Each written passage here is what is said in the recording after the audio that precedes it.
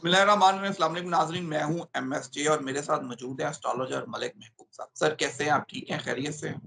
जी, अल्लाह का शुक्र है। आप बताएँ कैसे हैं? अल्लाह का करम। बात शुरू से आपसे करते हैं। आप बड़ी देर से कह रहे थे कराची और बलूचिस्तान के हालात भी कुछ इस तरह के होने जा रहे हैं। कराची में कल एहतजाज, फिर शेलिंग। कैसे देखते हैं आगे पाकिस्तान के हालात? 15 को एहतजाज की कॉल है, पीटीआई की क़यादत में भी इख्तिलाफ़ात सामने आ रहे हैं। सर आपने इतने सारे एक साथ सवाल कर दिए। चलें कराची से स्टार्ट करते हैं। कराची नहीं मैंने सिंध और बलूचिस्तान कहा हुआ है। मुझे ऐसा लगता है कि अभी बलूचिस्तान में भी कोई मसले हो रहे होंगे या नज़र नहीं आ रहे, तो वो आपको बहुत जल्दी नज़र आएँगे। सिंध और बलूचिस्तान के हालात जैसे मैंने कहा है, ये हालात ख़राब रहने हैं। ये रहेंगे 1-2 महीने और ये सिर्फ़ सिंध बलूचिस्तान की बात नहीं है, किसी भी मुल्क के साउथ में प्रॉब्लम चलेगी।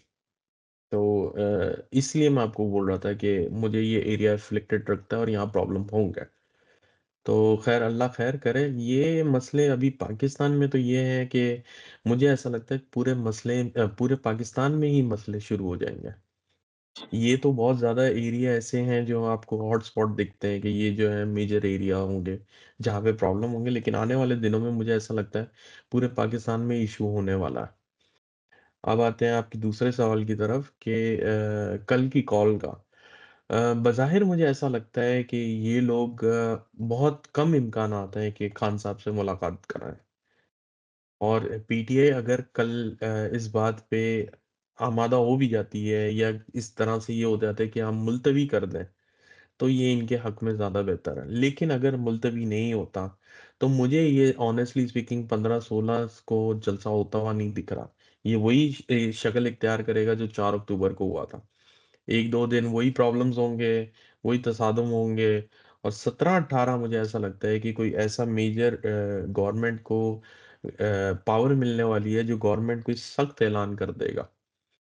तो मुझे ऐसा लग रहा है कि गवर्नमेंट के पास 17-18 की डेट ऐसी है, जो कोई एक खतरनाक जो है ना मुझे नहीं पता कोई रूल्स रेगुलेशन ले आएँ या कुछ ऐसा बैन की तरफ ले जाएँ पीटीआई को। तो ये थोड़ा-सा मोहतात टाइम है पीटीआई को रहने का। मेरे ख़्याल से इसमें मोहतात बरतनी चाहिए इन लोगों को। बिल्कुल, आप सही कह रहे हैं, मुहतियात बरतनी चाहिए। तो क्योंकि अब गवर्नमेंट ने तो सख्त एक्शन लेने का ऐलान किया है 15 को कि सख्ती से निपटा जाएगा। अगर कोई एहतजाज होगा, तो उसके खिलाफ तो सख्ती से निपटा जाएगा। सर जैसे मुझे आप ये 15 को मैंने आपको पहले भी कहा है मुझे ये डेफ़िनेटली ये लोग स्टार्ट कर सकते हैं।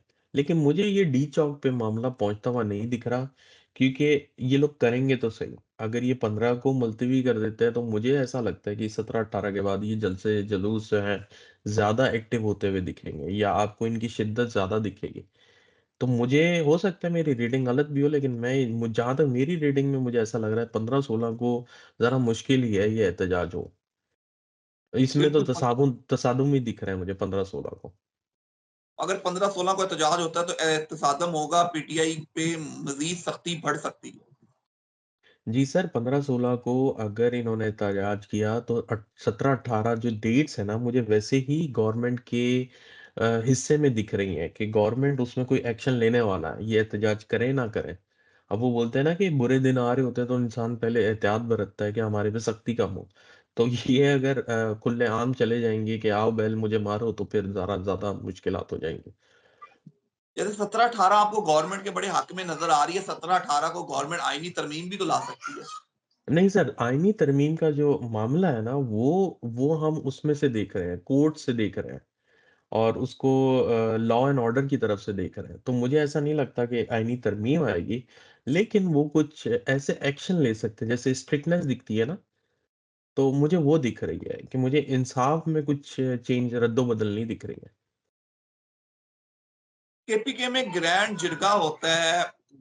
तमाम सियासी और तमाम केपीके के लोग बैठते हैं। उसकी कुछ खबरें सामने आती हैं कि वज़ीरिस्तान में हमारे पास तेल के कितने ज़खायर हैं, या हमारे पास गैस के कितने ज़खायर हैं, तांबा के कितने ज़खायर हैं, हम इसको इस्तेमाल करें तो हम तरक्की कर सकते हैं।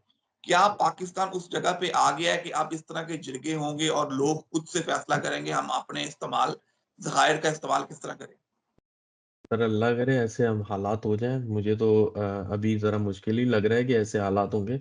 अलबत्ता वो केपीके और ये जो नॉर्दर्न एरिया का एरिया है सर, इन मामलों में मुझे ऐसा लगता है कि इनकी जो मतलब इनके पास जो ज़खायर हैं, वो डेफिनेटली पाकिस्तान के लिए बहुत इंपॉर्टेंट है, और उससे पाकिस्तान बदल भी सकता है। और अगर आपको याद हो, मैंने काफ़ी आपके वीलॉग में बोला कि एक केपीके और एक बलूचिस्तान, सॉरी नॉर्दर्न एरिया और एक बलूचिस्तान, जिस दिन भी ये दोनों स्टेबल हो गए, हमारा पाकिस्तान आगे चलना शुरू हो जाएगा। क्योंकि यही 2 सेक्टर हमारे प्रॉब्लमेटिक हैं, इनकी वजह से हम लोग पीछे रह रहे हैं। ये मैं एस्ट्रोलॉजिकली बता रहा हूँ, मैं उस पे नहीं जा रहा हूँ कि उधर ये प्रॉब्लम है, इधर ये प्रॉब्लम है। मैं एस्ट्रोलॉजिकल बता रहा हूँ। ये दोनों सेक्टर जो हमारे बैलेंस हो गए, पाकिस्तान चल पड़ेगा आगे। बिल्कुल सर, अल्लाह खैर करे, क्योंकि जिरगे में अब तमाम लोग बैठे थे, उन्होंने अपनी-अपनी रिपोर्ट्स, अपनी-अपनी चीज़ें दी हैं। तो अगर उस पे अमल दरामद होता है, शुरू भी थोड़ा-सा हो जाए बिजली पे, डैम्स पे, तो केपीके से तरक्की शुरू हो, पाकिस्तान के बाकी हिस्से भी इस तरह इकट्ठे हो सकते हैं।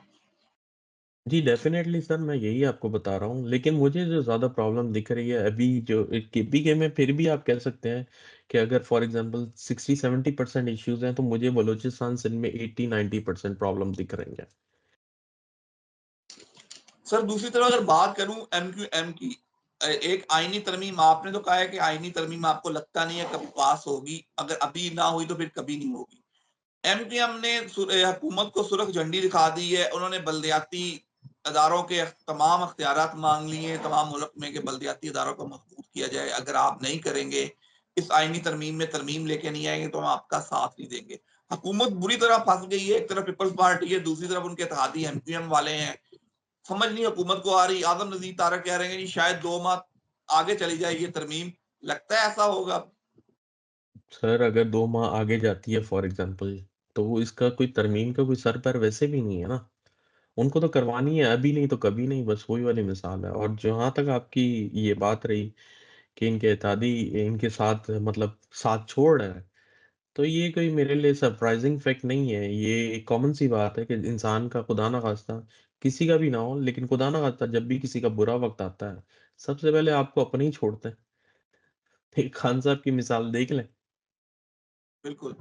बिल्कुल सर, आप जिस तरह बात कर रहे हैं, अगर आईनी तरमीम अभी ना आई तो फ़ायदा कोई नहीं है, क्योंकि हुकूमत को अब तो डर है कि अगर जस्टिस मंसूर अली शाह कहीं आ गए, तो वो इलेक्शन को कहीं कालादम करार ना दे दें, नया कोई कट्टा ना खोल दे। तो उसके लिए अभी तक नोटिफ़िकेशन भी नहीं हो रहा। तो हुकूमत मतलब हर तरफ से फँसी हुई है, तो इनका कोई रास्ता आपको लगता है हुकूमत के लिए कोई आसानी निकलेगी, कोई आईनी तरमीम से पीछे हटेगी, कोई ग्रैंड देखें, जिरगा हो जाए तमाम जमातों का? नहीं, नहीं, नहीं सर, ये जिरगा वगैरह मुझे कुछ भी नहीं दिख रहा। मुझे अभी भी साइचे में ये जो हालात दिख रहे हैं, वो ये है कि हुकूमत एक गेम प्लान करके बैठी हुई है।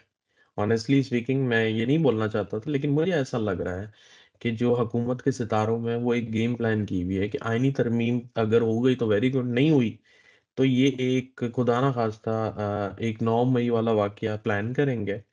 और फिर ये इसका जो मंसूबाबंदी, आई डोंट नो ये कैसे पॉलिटिक्स करते हैं, लेकिन मुझे ऐसा लग रहा है कि ये एक नया कट्टा खोल के खान साहब को बोलेंगे, चलो भाई 1.5 साल के लिए आप वापस अंदर जाओ। जो ये मुझे दिख रहा है इस वक्त सितारों में, क्योंकि जो सितारे हैं इसमें हुकूमत का जो इस वक्त कमो पेशतर जो मुझे लग रहा है, उनका जो ऑपोजिशन में आया हुआ है वो राहु का प्लैनेट है। जब भी राहु होता है आपके आमने सामने में, तो उसको आप यूँ समझें कि अगर हम 10% सोच रहे हैं, तो वो 1000% सोच रहा है अगला बंदा।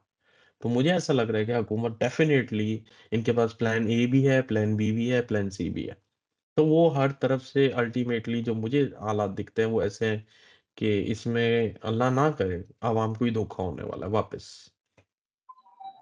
आप कह रहे हैं कि पीटीआई को बड़े एहतियात से सोच समझ के अगले फैसले करने चाहिए, बड़े एहतियात का जो है उसको थाम अपने हाथों में रखना चाहिए, कोई जज्बाती फैसले नहीं करने चाहिए। जी सर, बिल्कुल जज़्बाती फ़ैसले नहीं करने चाहिए। उसकी वजह ये है कि एक तो ये डेट्स अच्छी नहीं है।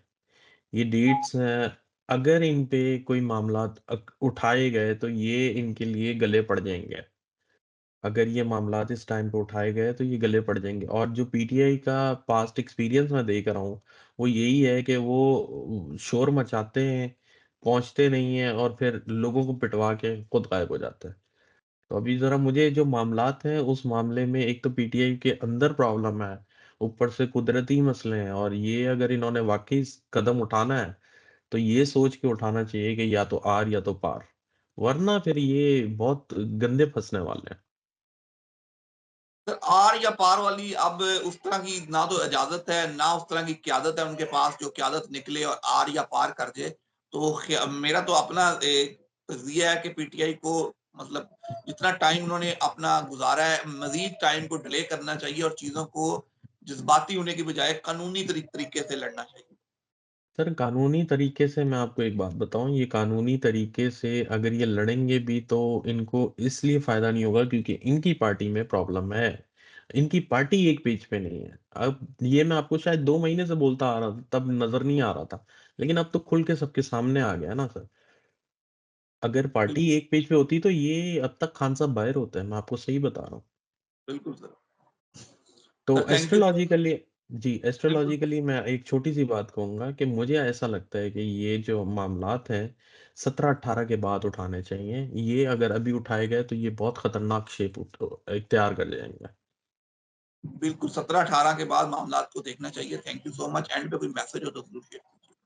जी, मैसेज यही है कि दुआ करें पाकिस्तान के हक़ में बेहतरी हो, क्योंकि जो हालात दिख रहे हैं मुझे, वो ज़ायचे में मैं फिर भी कम बोलता हूँ। अल्लाह ख़ैर करेगा, मुझे फिर भी उम्मीद है कि इंशाअल्लाह पाकिस्तान बहुत बेहतरी की तरफ जाएगा। इंशाल्लाह सर पाकिस्तान के लिए बेहतरी हो, पाकिस्तानी अवाम के लिए बेहतरी हो, हमारा मुल्क आगे जाए। तो थैंक यू सो मच मुझे और मलिक और महबूब साहब को इजाज़त। अल्लाह हाफ़िज़।